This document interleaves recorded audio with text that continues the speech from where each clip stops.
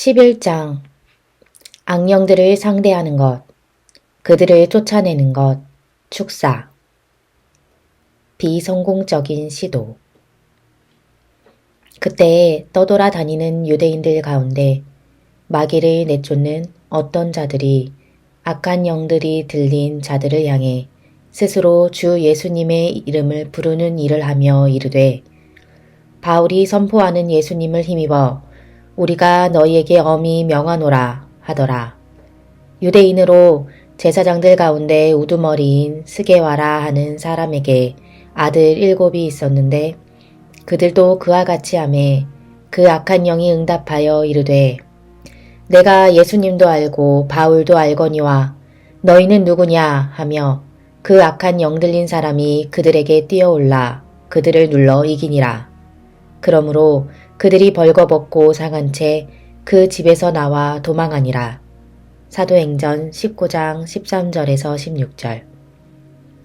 이 성경 말씀에서 우리는 악령들을 상대하는 것에 대해 많은 것을 배웁니다. 첫째, 모두가 다 악령 쫓는 자가 될 수는 없습니다.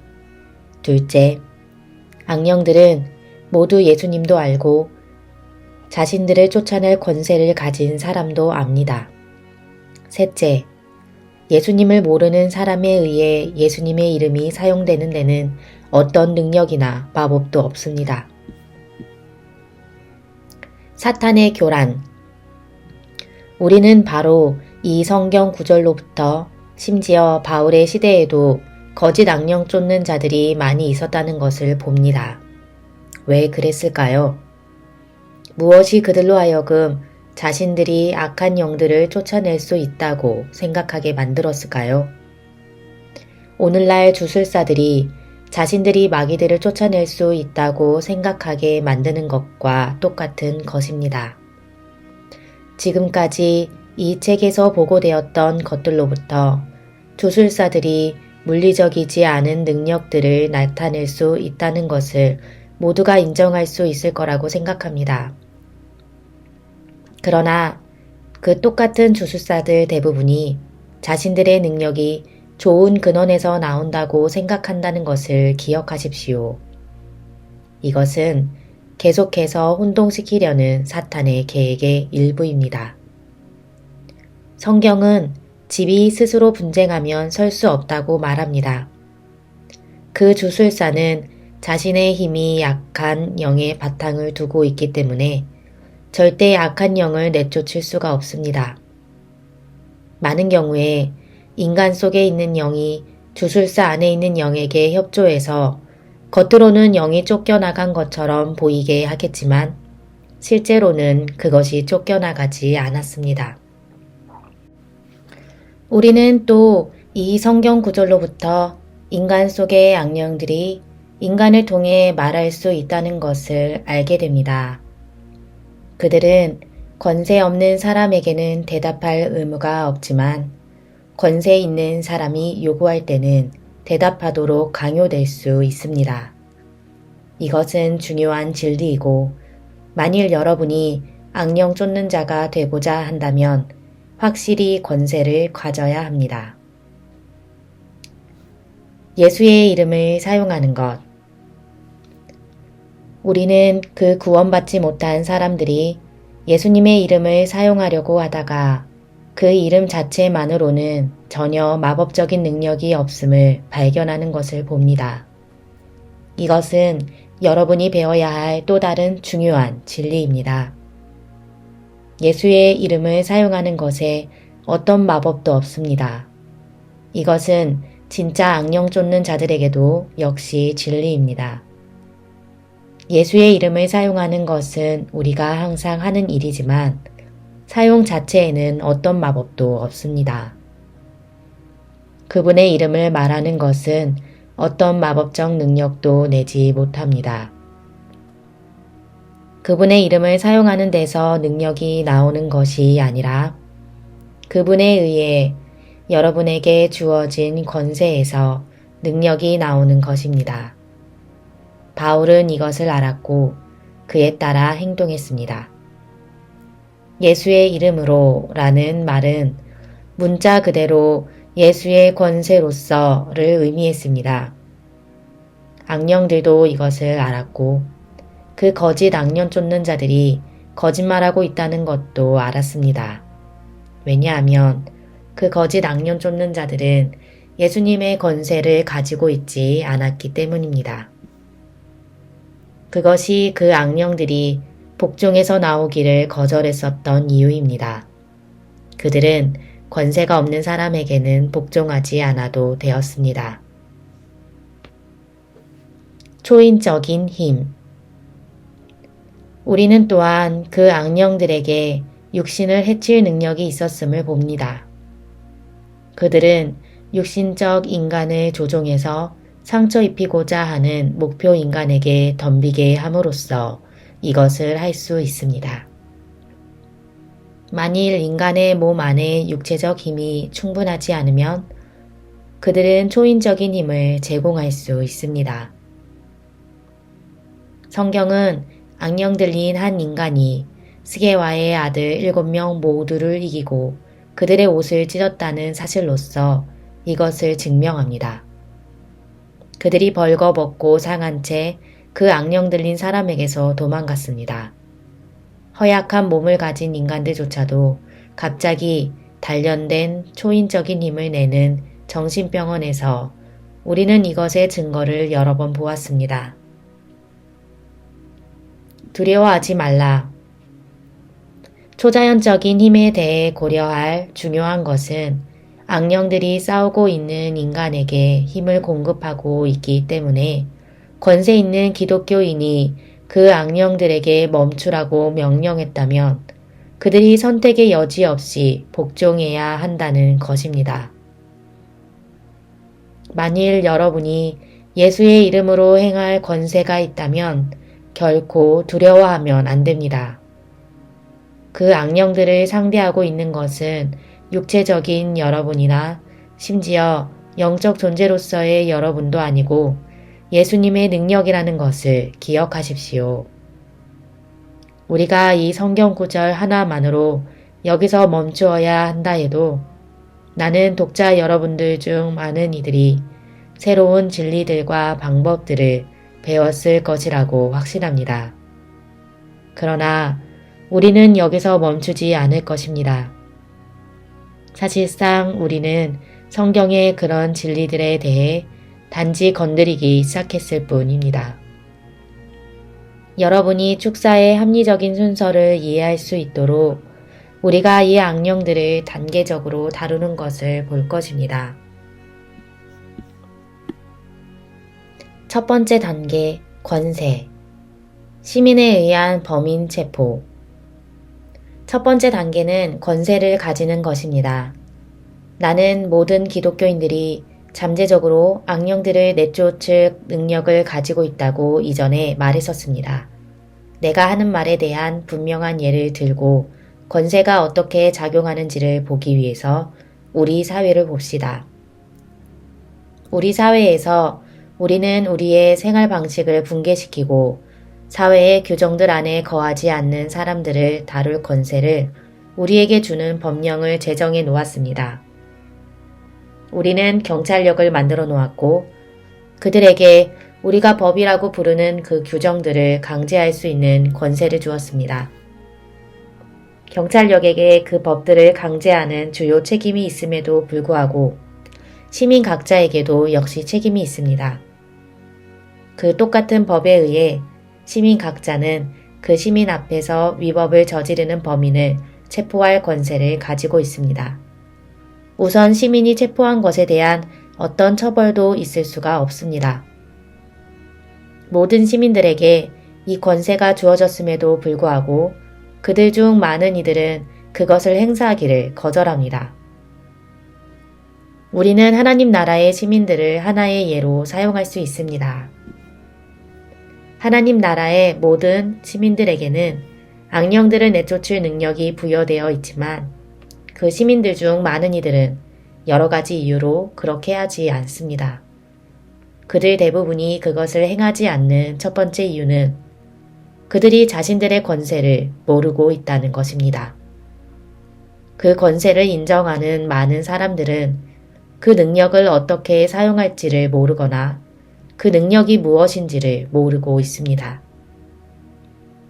첫 번째 전제 조건. 우리가 여기서 확실히 해둬야 하는 첫 번째 사실은 먼저 구원받지 않고는 누구도 악령들을 쫓아내는 권세를 가질 수 없다는 것입니다. 그러므로 악령을 내쫓으려는 모든 자들을 위한 첫 번째 전제 조건은 구원입니다. 그 다음 단계가 권세의 부여입니다. 성경에서 예수님께서 실제로 인간들에게 악령들을 제어할 권세를 주셨던 사건이 처음으로 기록된 부분에 예를 들어봅시다. 처음으로 권세가 주어지다. 죄와 질병. 그분께서 12제자를 부르사 그들에게 부정한 영들을 대적하여 그들을 내쫓으며 온갖 질환과 온갖 질병을 고치는 권능을 주시니라. 마태복음 10장 1절. 이 성경 구절에서 우리는 예수님께서 제자들을 보내시기 전에 악령들에 대한 권세를 주셨음을 봅니다. 이 권세는 심지어 그분이 질환과 질병을 치유할 권세를 주시기도 전에 주어졌습니다. 악령들을 다룰 권세가 먼저 주어져야 한다는 것을 주목하는 것도 역시 중요합니다. 왜냐하면 세상이 질환이나 질병으로 보는 것들이 많은 경우 악령 들림일 수 있기 때문입니다. 이것은 모든 형태의 질환과 질병이 악령 들림이라는 뜻은 아닙니다. 성경은 사람이 악령 들리지 않고도 질환과 질병이 있을 수 있다는 것을 분명히 보여줍니다. 마태복음 4장 24절, 마가복음 1장 32절. 성경은 모든 질환과 질병의 근본 원인이 죄라는 것을 분명히 보여줍니다. 그러므로 사람이 전혀 죄를 짓지 않았었더라면 육체적 몸이 질환과 질병에 시달리게 되지는 않았을 것입니다. 성경은 또한 아담 이래 예수님을 제외한 모든 사람들이 죄를 지었다는 것을 분명히 보여줍니다. 그러므로 우리가 죄를 지을 때 우리의 육체적 몸은 질환과 질병에 시달리게 됩니다. 질병과 질환이 우리를 연약하게 만드는 죄의 행위를 즉시 따라오지 않을 수는 있습니다. 사실상 육체적 몸이 질환과 질병에 걸리기 쉬울 정도로 약화되는데 수년이 걸릴 수도 있습니다. 절대 착각하지 마십시오. 육체적 몸은 심은 대로 거둘 것입니다. 그 육체적 몸을 학대하면 심지어 기독교인이라 할지라도 육체적인 보응을 가져오게 됩니다. 이것은 성경에 분명히 지적되어 있습니다. 고린도전서 3장 16절에서 17절. 다르게 생각하시는 분들은 그 성경 구절을 자세히 읽으십시오. 제자들이 가서 악령들을 내쫓을 권세를 예수님께로부터 받았을 때 그것이 필요한 전부는 아니었습니다. 왜냐하면 그들이 그들의 유일한 무기인 하나님의 말씀을 가지고 가야 했기 때문입니다. 그 말씀이 그들에게 어디로 갈 수 있는지와 어떤 사람들에게 그들이 이 권세를 사용할 수 있는지를 말해주었고, 이 말씀은 심지어 그들이 갔을 때 그들의 행동의 개요까지도 서술해 주었습니다. 우리는 바울이 이 영적 전투를 싸울 때 사용할 모든 무기들을 묘사했을 때 그가 이 사실을 깨닫고 있었다는 것을 분명히 봅니다. 이 무기들은 에베소서 6장 11절에서 18절에 자세히 묘사되어 있습니다. 하나님의 전신갑주. 에베소서의 본문에서 바울은 악마의 관계들을 이겨낼 수 있기 위해서 하나님의 전신갑주가 필요하다고 말했습니다. 악마의 관계들은 악마의 교활한 장치들입니다. 그 교활한 장치들은 주로 악령들의 인격을 통해 나타납니다. 진리. 이 전신갑주에서 첫 번째로 주목되는 항목은 진리입니다. 우리 모두는 우리가 진리를 가지고 있다고 생각하는 듯한데 정말 그럴까요? 여러분 자신의 과거를 돌아보십시오. 여러분은 여러분의 마음으로는 그 악령들의 존재에 대해 의심하고 있으면서 악령들과 싸우는 것에 대해 가르치고 있는 사람들에게 몇 번이나 말이나 행동으로 지원을 해 주었습니까? 스스로를 속이지 마십시오. 이것은 진리가 아닙니다. 여러분이 완전히 믿지 않으면서 그런 척 하는 것은 진리가 아닙니다. 악령들과 싸운다고 주장하지만 자신들은 믿지 않으면서 자신들을 따르는 신자들의 청중을 유지하기 위해서 연기를 하는 사람들도 있습니다. 이런 가짜들도 역시 진리에서 멉니다. 자세히 살펴보면 이 위장자들의 모든 주변에 증거가 있습니다. 그들이 사탄을 섬기기 때문에 그 증거를 숨기도록 사탄이 그들을 돕지만 분별하는 기독교인에게는 숨겨질 수 없습니다. 충분히 자세히 보면 그 증거를 찾을 수가 있습니다. 왜냐하면 절대적인 진리가 필요하니까요. 의. 두 번째 칸목은 의입니다. 의가 무엇일까요? 의는 우리가 그것에 의해 심판받는 하나님의 거룩한 성품에서 나오는 하나님의 거룩한 법의 표준입니다. 우리의 원조 조상의 자기 부패적인 행동 때문에 로마서 5장 12절에서 21절 인류는 부패했고 의가 부족하다고 간주됩니다. 로마서 3장 23절 사람은 절대로 자신을 의롭게 만들 능력이 없습니다. 로마서 3장 19절에서 20절 오직 그리스도의 속죄의 사역을 통해서만 사람에게 의가 주어질 수 있습니다. 이사야 54장 17절 나의 의가 아니라 주님의 의를 가지는 것이 중요합니다. 오직 주님께 속한 자들만이 의를 가질 수 있습니다. 왜냐하면 주님께서는 그것을 오직 자신의 사람들에게만 주시기 때문입니다. 평화의 복음. 그 다음 항목은 평화의 복음입니다. 이것은 단순히 우리가 항상 평화의 복음을 전파해야 한다는 뜻입니다. 사람은 평화와 화합을 가져다 주어야 하고 결코 불화를 일으키지 말아야 합니다. 우리는 결코 형제들에게 분노를 유발하지 말아야 합니다. 믿음의 방패. 그 다음 항목은 모든 것들 중에 가장 중요한 것들 중에 하나인 믿음의 방패입니다. 이 믿음만으로도 여러분은 사탄이 던지는 모든 화살들을 막아낼 수 있어야 합니다.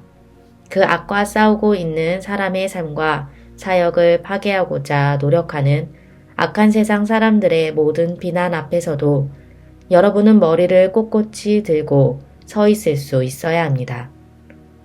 세상이 여러분의 싸움이 어리석다는 증거라고 부르는 것들을 악한 세상 사람들은 자주 보여줄 것입니다.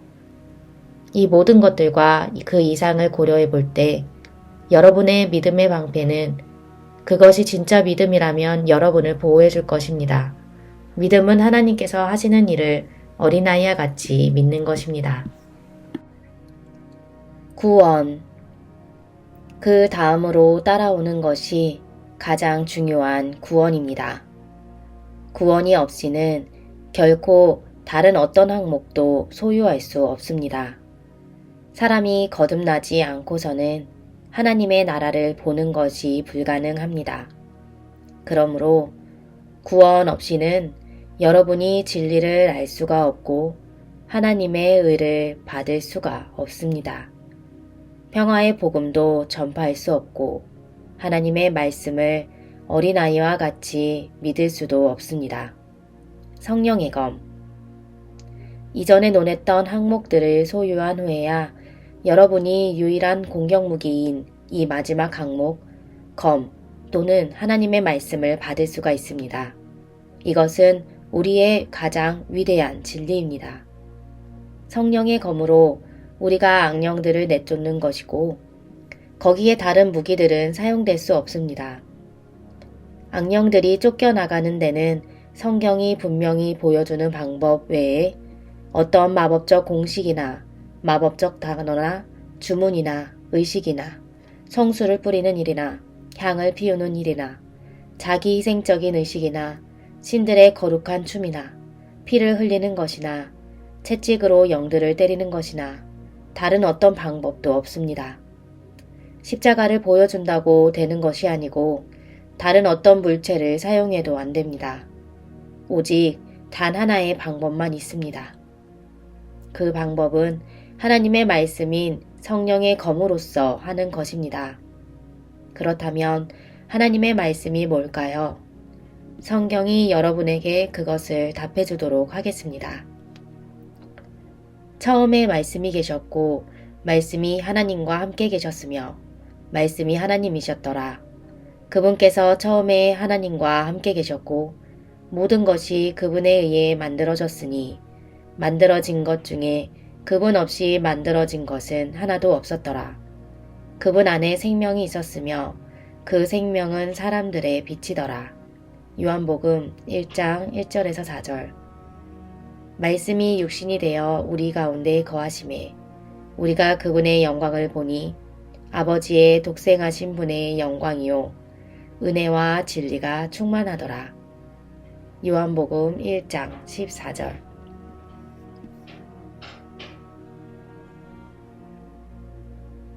우리 안에 계신 하나님. 이 성경 구절들을 읽음으로써 성령의 검이 정말로 무엇인지가 분명해집니다. 그것은 하나님 자신이 성령을 통해 나타나시는 것입니다. 하나님께서 자신이 성령의 형태로 우리의 육체적 몸 안에 거하시겠다고 이미 우리에게 말씀하셨다는 것을 기억하십시오. 물론 이것은 그분께 속한 사람들에게만 적용됩니다. 왜냐하면 하나님께서는 사탄을 섬기는 신전에는 절대 거하지 않으시니까요. 하나님은 마귀들과 함께 거하시지 않습니다. 지금까지 우리는 악령들을 쫓아낼 수 있기 전에 권세를 가져야 한다는 것을 확실히 보았습니다. 그 다음에 전신갑주를 소유해야 합니다. 성경에 적혀 있는 하나님의 말씀으로써 우리는 권세와 갑주가 무엇을 의미하는지를 확실히 보았습니다. 이제 누가 권세와 갑주를 받는 사람인지 봅시다. 지상 명령. 악령들을 쫓아내고 주님이 시키시는 대로 할 권세가 주어진 사람이 누구인지 보기 위해서 성경에서 지상 명령에 관해 읽어봅시다. 마태복음 28장과 마가복음 16장 둘 다 읽어보겠습니다. 이것이 성경에서 지상 명령이 자세히 보고되어 있는 두 곳입니다. 우리는 모두 사명을 받았다. 예수님께서 그들에게 나와 말씀하여 이르시되 하늘과 땅에 있는 모든 권능이 내게 주어졌느니라. 그러므로 너희는 가서 모든 민족들을 가르치고 아버지와 아들과 성령의 이름으로 그들에게 세례를 주며 내가 너희에게 명령한 모든 것을 그들에게 가르쳐 지키게 하라. 보라, 내가 세상의 끝까지 항상 너희와 함께 있으리라 하시니라. 아멘. 마태복음 28장 18절에서 20절. 마가복음을 인용하기 전에 마태복음의 진술들을 좀 살펴봅시다. 첫째로 주님은 남아있는 11명의 제자들을 내보내고 계셨습니다. 그분은 그들을 단지 이스라엘만이 아닌 전 세계로 보내고 계셨습니다. 그분은 그들에게 모든 사람들을 제자 삼으라고 명령하고 계시고 주님께서 그 11명에게 주셨던 모든 것을 새 제자들에게 주라고 지시하고 계십니다. 새 제자들에게 주지 않는 것이 아무것도 없어야 했습니다. 왜냐하면 그분이 20절에서 내가 너희에게 명령한 모든 것을 그들에게 가르쳐 지키게 하라 라고 말씀하셨기 때문입니다. 이 시점에서 그 11명에게 예수님께서 주셨던 능력과 지시사항들이 단지 그 11명만을 위한 것이었다고 말하는 우리의 일부 좋은 형제들의 주장을 잠재우겠습니다. 아닙니다, 친애하는 친구여. 여러분이 사탄이 여러분의 눈에 씌워둔 비늘을 떼어내고 그 말씀을 다시 읽어보면 우리 주님께서 말씀하신 것이 단지 그 11명만을 위한 것이 아니라 심지어 우리가 살고 있는 이 시대까지 다가올 그분의 모든 진정한 제자들을 위한 것이었다는 것을 알게 될 것입니다. 이제 그가 말씀하고 계셨던 대상이 누군지 확실히 알았으니 무슨 권세가 주어졌었는지를 봅시다. 그분께서 그들에게 이르시되 너희는 온 세상에 가서 모든 창조물에게 복음을 선포하라. 믿고 세례를 받는 자는 구원을 받으려니와 믿지 않는 자는 정죄를 받으리라. 믿는 자들에게는 이런 표적이 따르리니 곧 내 이름으로 그들이 악령을 내쫓으며 새 방언들로 말하며 뱀들을 집어들며 어떤 치명적인 독을 마실지라도 해를 받지 아니하며 병든 사람들에게 안수하면 그들이 나으리라 하시더라. 마가복음 16장 15절에서 18절. 이방인들도 포함된다. 그 11명이 그분께서 그들에게 말씀하셨던 것을 믿었고 나가서 그분이 지시하신 대로 복음을 선포했다고 성경은 계속해서 보고합니다. 그분은 그 표적들이 그들을 따르게 함으로써 자신의 말씀을 확인하셨습니다. 성경은 지상 명령이 다가올 이방인 제자들에게도 주어졌다는 것을 12번째 제자 바울을 통해서 보여줍니다.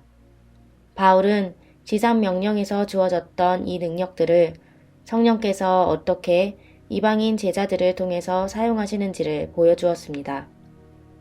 고린도전서 12장은 이것이 사실임을 나타냅니다. 그 11명에게 주어졌던 모든 은사들이 성령의 행하심을 따라 이방인들에 의해 계속해서 사용되었습니다. 고린도전서 12장 11절. 처음으로 성경에서 이 은사들이 나누어졌는데 그것은 지상 명령에서 말한 모든 표적들 전부가 한 명의 제자를 따를 필요는 없다는 뜻입니다. 이제부터는 각각의 새 이방인 제자가 성령께서 지명하시는 그 은사들만 가지게 되는 것이었습니다. 이것은 성령께서 누군가에게 모든 은사들을 다 주실 수 없다는 뜻은 아니고 모든 은사들 중에 몇 가지 또는 심지어는 그냥 하나의 은사만을 소유하게 될 사람들도 있을 것이라는 뜻이었습니다. 모든 이에게 주어진 악령들을 이기는 능력. 은사들의 나눔에 있어서 바울이 악령들을 내쫓는 능력에 대해서는 다루지 않았었다는 것을 아실 것입니다.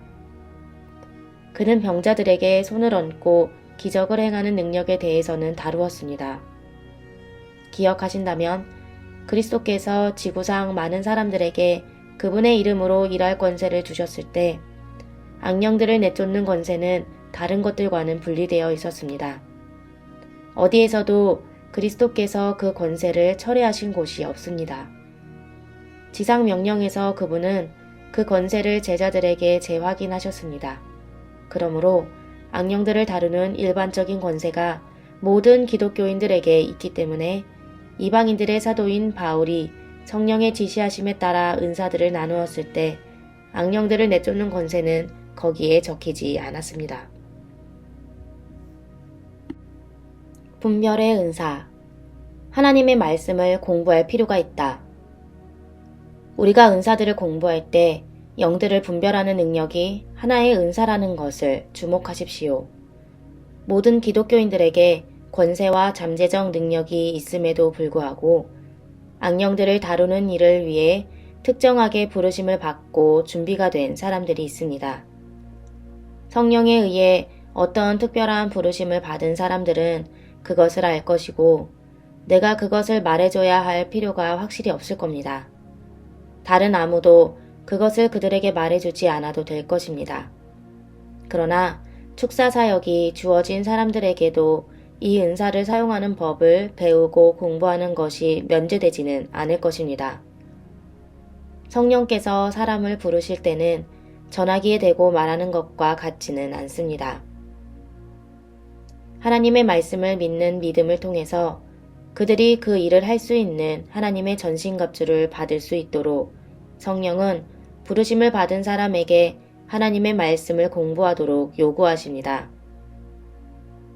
부르심을 받는 일을 하는 데 있어서 하나님의 자녀 누구라도 기억해야 하는 가장 중요한 것은 우리가 이 생애에서 하나님과 동행하면서 하는 모든 일들이 믿음으로 행해져야 한다는 것입니다. 이 장에서 이미 우리가 악령들이 누가 자신들 위에 권세가 있는지를 안다는 것을 배웠고, 바울의 시대 이래로 그래왔듯이 이 시대에도 많은 거짓 악령 쫓는 자들이 존재한다는 것을 배웠습니다. 우리는 또한 모든 기독교인들이 악령들 위에 권세를 가졌지만 모두가 그 권세를 사용할 수 있거나 사용하는 것은 아니라는 것도 배웠습니다. 우리는 지상 명령을 통해서 우리도 이 시대에 악령들을 쫓아낼 권세가 있다는 것과 성령의 행하심을 따라 주님의 이름으로 많은 놀라운 일들을 행할 수 있다는 것을 배웠습니다. 우리는 또 우리가 악령들을 다루려면 그들을 어떻게 다루어야 하는지에 대해 하나님의 말씀으로부터 배우고 공부해야 한다는 것도 배웠습니다. 권세와 하나님의 전신갑주를 사용하는 것으로 시작해서 그 다음으로 우리는 악령을 대면했을 때 그를 알아볼 수 있어야 합니다. 완전히 사로잡힌 사람은 도움을 요청할 수가 없습니다. 그리고 신비 악령에게 사로잡힌 사람들도 있는데 이런 종류의 악령은 다른 악령들이 하는 것처럼 자신을 이 물리적 세상에 나타내지 않습니다. 변태. 다중인격은 감지하기가 쉽기 때문에 보통은 우리가 대부분의 사람들에게서의 악령 들림을 인식하기가 쉽습니다. 다중인격은 인간이 악령 들린 가장 고전적인 예들 중에 하나입니다. 또 다른 예는 일탈 성격 또는 변태입니다. 변태성의 표현은 악령 들림의 좋은 증거입니다. 변태의 표현은 하나님의 자연적 질서 밖에서의 부자연스러운 욕망들의 표현으로 정의될 수 있습니다. 부자연스러운 행동이 변태적인 행동입니다. 악령 들리지 않은 사람도 변태적인 행동을 저지를 수 있는데 그 사람이 악령의 억압의 영향 아래에 있을 때 그 행위를 저지를 수도 있기 때문입니다. 하나님의 사람들도 악령의 억압에 면역되어 있지 않다는 것을 기억하십시오. 감지하기가 그다지 쉽지 않은 악령 들림의 예들도 있는데 신비 악령이 관여하는 경우입니다.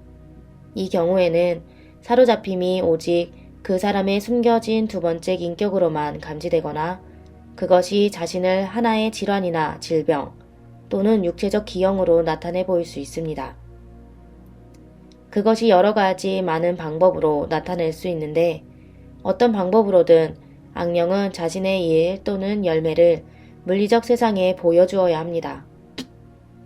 만일 여러분이 오늘날 세상에서 악령들을 다루도록 부르심을 받았다면 먼저 여러분의 마음에서 모든 의심을 제거하고 여러분이 그들을 알아볼 수 있다고 확신할 때까지 하나님의 말씀으로 들어가십시오. 그런 다음에 여러분에게 주어진 권세로 나가서 그 악령들을 다루십시오. 악령들이 개개인들에게 어떻게 일하는지를 배우는 것을 돕기 위해서 여기 많은 예들을 나열할 수 있습니다. 내가 이 몇 가지 예들을 선택했는데 그것들이 우리가 대체로 보는 것들을 대표하기 때문입니다. 제임스 쿠퍼, 마약 중독. 제임스 쿠퍼는 대부분의 사람들이 보통 중상층 미국인이라고 부를 만한 사람이었습니다. 그는 버지니아주의 조그만 마을의 평범하게 보이는 동네에서 자랐습니다. 학교에서 좋은 성적을 받으면서 그는 결코 법을 어긴 적이 없었고 다른 고등학교 아이들이 하는 것과 같은 종류의 일들을 했습니다.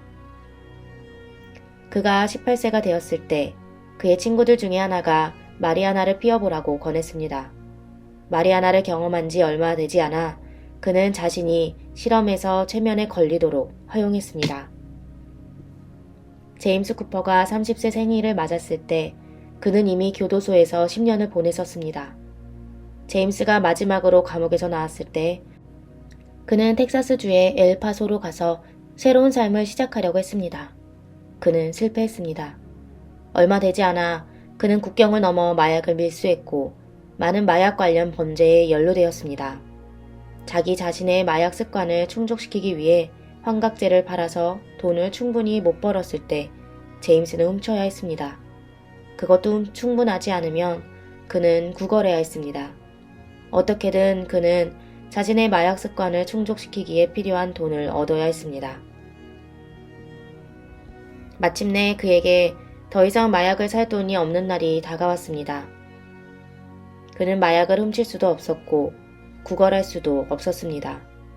그는 모든 마약 중독자들에게는 지옥과 같은 하나의 생각에 직면했습니다. 그가 필요로 하는 마약을 획득할 방법이 전혀 없다는 것이었습니다. 그는 갈 곳도 없었고 잘 곳도 없었고 기댈 곳도 없었습니다. 그는 어떤 노숙자들이 갔었던 재활시설을 알았습니다. 마약을 원하느라 거의 미친 상태로 그는 어떻게든 가까스로 그 시설에 도착했습니다. 그는 너무나 비참해서 그것이 마치 악몽 같았습니다. 이 시점의 삶에서 그의 마약 습관은 하루에 $200를 치르게 했습니다. 변화받고 구원받다. 그날 밤 한 종교 집회가 그 재활시설에서 행해졌고 그는 거기 있는 사람들의 일부의 삶을 통해 하나님의 능력을 보았습니다. 그는 구원의 계획과 예수가 개인의 구세주라는 것에 대해 결코 들어본 적이 없었습니다. 벗어나고자 하는 절망적인 몸짓으로 그는 자신의 마음을 그 미지의 하나님께 드렸고 엎드려서 자비를 구했습니다. 그날 밤 커다란 기적이 일어났는데 제임스가 그의 육체로 하여금 마약과 알코올을 찾아 부르짖게 만들었던 그 악령들로부터 즉시 구원받았기 때문입니다. 그는 또한 거리에서 싸우다가 얻은 탈장으로부터도 즉시 육체적인 치유를 받았습니다. 잠시 만에 눈 깜짝할 사이에 세 사람이 태어났습니다. 마약과 알코올 중독자가 그 집회에 갔었는데 완전히 새로운 사람이 나왔습니다. 지금 제임스 쿠퍼는 그와 함께 환각제를 사용했었던 똑같은 노숙자들에게 그가 만났던 똑같은 하나님을 만나게 해주려고 노력하면서 엘파소시에서 일하고 있습니다. 제임스는 국경 양쪽에서 사람들과 일하고 있고 축사가 알코올과 마약 중독에 대한 유일하게 확실한 진정한 치료라는 사실에 대한 살아있는 증거입니다. 그는 여러 가지 치료를 받았었지만 아무것도 효과가 없었기 때문에 그것을 잘 압니다. 결국 그는 그런 문제에 대한 유일한 올바른 치료법을 찾았습니다. 그것은 예수님입니다. 짐 말로니. 짐 말로니는 삶에 많은 문제가 있었던 로스앤젤레스의 전직 경찰관입니다. 이 문제들이 너무나 커서 그는 자살도 고려해 보았습니다. 거기서 벗어나기 위해 이 세상이 제공할 수 있었던 것을 시도해 보았지만 모두가 다 실패했습니다. 그럼에도 불구하고 어느 날 그는 진짜 진리를 찾았습니다. 다음은 하나님께서 그의 삶에서 행하셨던 커다란 기적과 관련해서 짐이 나에게 쓴 편지입니다.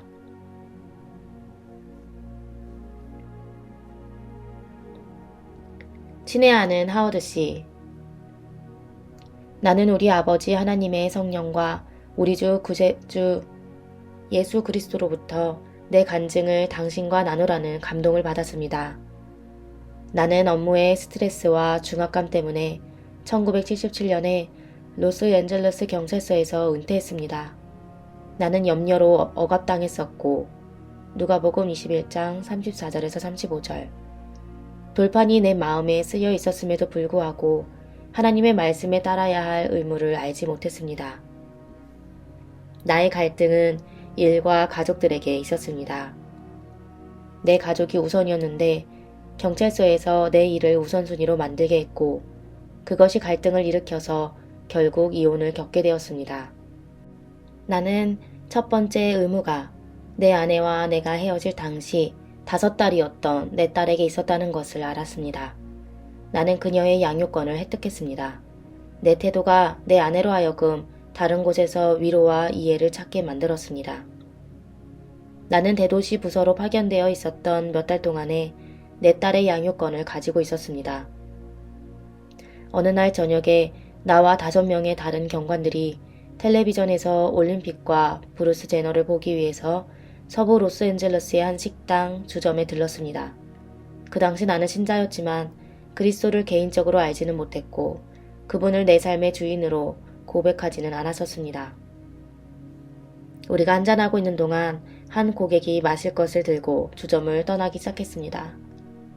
마침 텔레비전을 보려고 거기 남아있었던 낮에 일하는 바텐더가 그에게 멈추라고 하며 마실 것을 들고 가지 말라고 했습니다. 그 고객은 거절했고 허리띠 뒤쪽에서 자동 소총을 꺼냈습니다. 그 고객은 낮에 일하는 바텐더를 쏘려고 시도했습니다. 나와 내 파트너 에드워드 앤트위슬은 그를 제압했습니다. 그 과정에서 그 고객이 나와 애들을 쏘려고 시도했습니다. 한 번은 권총이 내 얼굴 옆에 있었습니다. 자존심 때문에 나는 결코 나의 두려움을 인정하지 않았습니다. 자살을 고려하면서 모든 일들의 직접적인 결과로서 특별히 내 딸을 아버지 없이 남겨두는 것에 대한 두려움이 있었습니다. 그때 나의 행동에 공헌하는 많은 다른 요인들이 있었는데 그 모두가 예를 들어 교육, 인간의 의지, 부도덕성, 성취하고자 하는 모든 것들과 같은 이 세상의 체계에 관한 것이었습니다.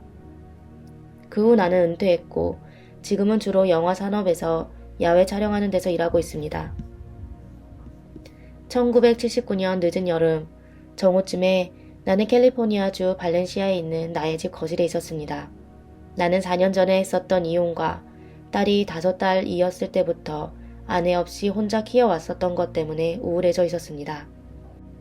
내 딸은 자기 친구들이 노는 소리를 듣고 자기도 나가서 그들과 함께 놀아도 되는지 나에게 물었습니다. 나는 된다고 했습니다. 그녀가 앞문으로 걸어나갈 때 나는 그녀를 오랫동안 지켜보았습니다. 나는 그녀가 문 밖으로 깡총깡총 뛰어나갈 때 육체적 건강과 어린아이 같은 영의 기쁨과 빛나는 금발머리의 아름다움의 그림을 보았습니다. 나는 아이의 기적에 대해 생각하고 경이로웠습니다. 나는 그녀가 내가 만든 것이 아니고 인간의 손이나 내가 할 수 없는 어떤 것에 의해서도 그녀가 만들어지지 않았다는 내적 계시를 받았습니다. 그 후 나는 내가 가졌었던 모든 것을 둘러보기 시작했습니다. 나는 죄책감이 들었습니다. 이 모든 일들을 정말로 행하셨던 분에게 감사하지 않았던 것에 대한 로마서 1장 21절 죄책감이었습니다. 나는 소파에 앉아서 기도하기 시작했습니다. 예레미야 29장 12절에서 13절. 오 하나님, 나는 얼마나 바보였었던가요? 내가 왜 우울해야 합니까? 당신은 나에게 너무나 많은 것들을 주셨습니다. 내 딸은 건강하고 나에게 그녀는 아름답습니다. 내 냉장고는 가득 차 있고 나는 좋은 집이 있습니다. 더 이상 무엇을 바랄 수 있겠습니까? 오 하나님, 나에게 주신 모든 것들을 인해 감사드립니다. 나는 갑자기 기독교인에게 허용될 수 있는 최고로 형언할 수 없는 천국의 순간으로 들어갔습니다. 나는 여기서 우리가 공중에서 왕 중의 왕을 만나게 될 위대한 순간까지는 내가 아는 한 가장 개인적이고 가장 영적으로 휘황찬란하고 가장 황홀하게 움직이는 장면들을 나누려고 시도하고 있습니다. 몸에서 나와서 주님과 함께하다. 눈 깜짝할 사이에 예수님께서 나를 세상 밖으로 데려가셨습니다. 나는 그 놀라움을 제대로 묘사할 수가 없습니다. 한순간에는 육으로 제한되어 있는 마음을 가지고 있다가 다음 순간에는 천국으로 풀려난 영으로 있었습니다. 나의 초반의 헐떡임 뒤로 세상이 알 수 없는 압도적인 평화감이 속히 뒤따라왔습니다. 너무나 완벽한 평화라서 우리의 언어에는 그것을 표현할 형용사가 없습니다. 나는 아이처럼 느껴졌습니다. 자유. 마침내 자유했습니다. 나는 달리기 시작했습니다. 나는 기쁨과 사랑에 압도되었습니다. 나는 울면서 동시에 웃고 있었습니다. 나는 달리고 달렸습니다. 자유. 절대적인 자유. 나는 달리는 고통이 언제 올지 궁금해지기 시작했습니다. 그것은 오지 않았습니다. 더 오래 달릴수록 나는 더 멀리 갈 수 있었습니다. 나는 완전히 나 자신이었습니다. 고통은 전혀 없고 완전히 평화만 있었습니다. 나는 지구상에서 자유와 평화 이 둘 중 어느 것도 알지 못했었습니다. 내가 나로 느껴졌고 나로서 반응했고 나는 나였습니다. 나는 그냥 갑자기 예전의 몸을 벗어버렸고 이제 빛의 구름 안에 있었습니다. 그 빛은 아주 밝았습니다. 거기에는 그림자도 없었고 끝도 없었습니다. 그 광채는 나를 매료시켰습니다. 나는 묘사할 수 없을 정도로 크게 흥분했습니다. 말라기 4장 2절. 그때 그 빛이 말씀하셨습니다. 나와 함께 가자. 그 목소리는 나의 영을 움켜잡았고 나의 존재에 침투했습니다. 반석. 나는 즉시 그 목소리를 알아보았습니다. 요한복음 10장 4절. 그 목소리는 반석이었습니다. 나는 그것을 내 자연적 아버지보다도 더 잘 알았습니다. 그분의 목소리는 위엄있고 다정하고 권위있고 달콤하고 온유하고 긍휼이 있고 강력했습니다. 목소리 하나에 모든 것들이 들어있었습니다. 나는 계속해서 자유를 경험했습니다. 지금 돌아보면 마치 그분이 나에게 그분의 평화와 사랑을 조금 더 오래 맛보게 해주고 계셨던 것 같습니다. 나는 대답하지 않고 계속해서 달렸습니다. 여전히 웃고 울면서. 그 빛이 다시 말씀하셨습니다. 나와 함께 가자. 이번에는 그 목소리가 예수님이었습니다. 그의 목소리는 완전히 전능하게 내 영을 침투했습니다. 나는 마치 모래 알갱이 하나처럼 너무나 보잘것없게 느껴졌습니다. 시편 18편 31절 46절. 나는 대답했습니다. 나는 준비가 안 됐어요. 나는 이유는 모릅니다. 하나님께서 나에게 자유의지를 주셨습니다. 하나님은 우리에게 자신의 사랑을 보여주시는데 그 다음은 당신의 선택입니다. 충격에 휩싸인 채 나는 마치 꿈에서 깨어난 것처럼 주변을 둘러보면서 즉시 내 거실로 돌아왔습니다. 내가 다시 적응하는 데는 한참이 걸렸었던 것 같습니다. 그 다음에 나는 텔레비전을 켜고 싶어졌습니다. 미식 축구 경기장에서 카메라가 관중들을 둘러보고 있는 순간이었습니다. 수천 명의 군중들이 그 경기를 즐기고 있었습니다. 어떤 에너지의 힘이 나를 통과했고 나는 각각의 개인의 얼굴을 보면서 마치 내가 그 각각의 사람들 모두를 개인적으로 알고 사랑하는 것처럼 거기에 놀라서 서 있었습니다. 그때 예수님께서 나를 포함한 우리 각각 모두를 얼마나 개인적으로 사랑하시는지를 보여주고 계신다는 메시지가 나에게 왔습니다. 그분은 나도 사랑하시는구나 라고 생각했습니다. 나는 울었습니다. 그분은 우리의 개인적인 구세주이십니다. 하나님께 영광을 돌립니다. 예수님과의 경험이 절대적으로 의문의 여지 없이 실제였다는 것을 내가 정말로 이해할 수 있을 때까지 몇 달이 지났습니다. 1980년 5월 첫째 주에 링컨 하이츠 감옥에서 촬영을 하는 동안 나는 몇몇 기독교인들과 이야기를 나누고 있었습니다. 나는 내 주님이시자 구세주이신 하나님의 아들 예수 그리스도께 순종하여 물에서 침례를 받기로 결정했습니다. 나는 그분의 목적과 능력에 나의 삶을 완전히 드리기로 내 마음속에 선언했었습니다. 5월 11일 날 있었던 내 침례식 4일 전에 나는 식판에 음식을 채운 다음 직원들이 점심 먹으러 해산에 있을 동안 장비를 지키기 위해 감옥의 뒤뜰로 걸어갔습니다. 식판을 내려놓으면서 나는 이 음식이 정말 얼마나 풍성한지를 깨달았고 그것을 먹게 해주신 것에 대해 하나님께 감사를 드렸습니다. 그 순간 성령께서 나에게로 다가오셨습니다. 그가 접근하는 것을 보았을 때 나는 사랑과 기쁨으로 가득 찼습니다.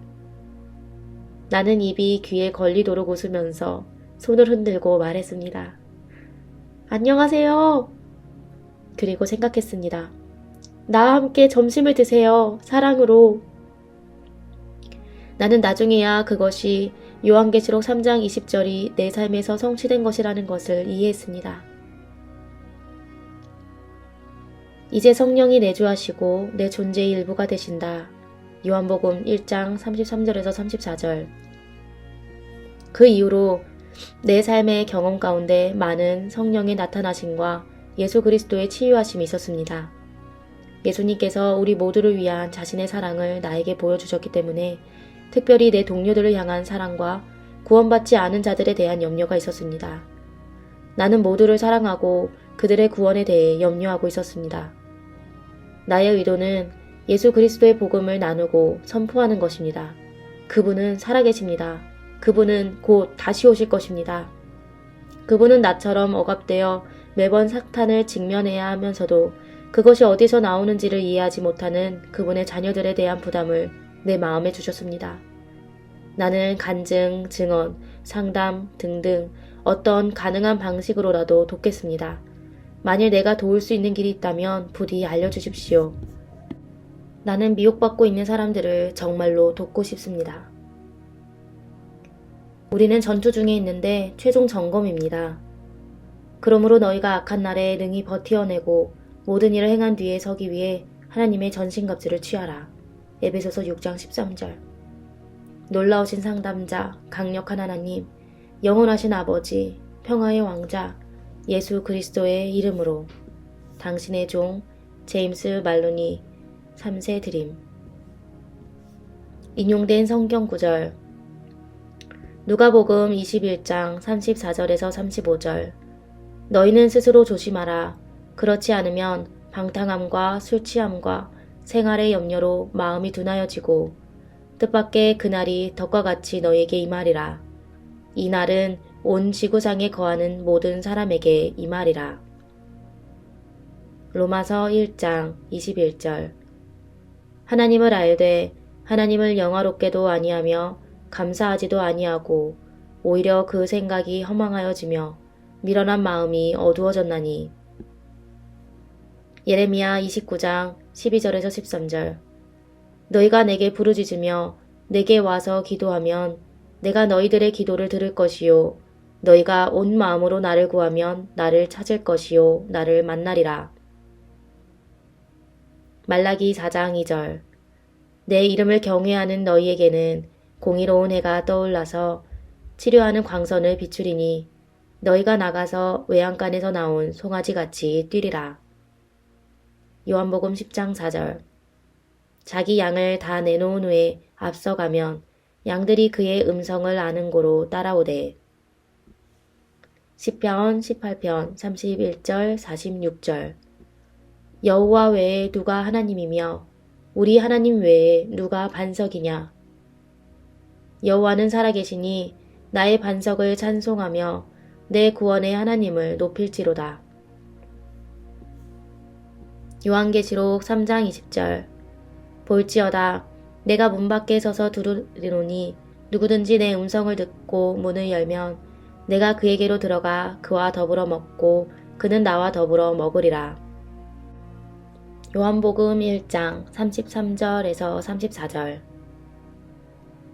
그가 곧 성령으로 세례를 베푸는 이인 줄 알라 하셨기에 내가 보고 그가 하나님의 아들이심을 증언하였노라 하니라.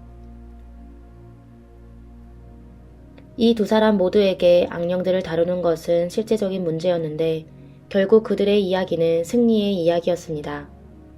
여러분도 역시 여러분의 삶과 너무나 억압되어 있는 다른 사람들의 삶 속에서 사탄과 그의 악령들을 이기고 승리할 수 있습니다. 그러나 여러분이 악령들의 일을 인식하는 법을 배우고 성령의 검을 사용하는 법을 배우고 여러분의 권세를 인정하고 여러분의 삶 속에서 하나님의 능력을 그분의 조건에 따라 받아들이는 것이 필수입니다.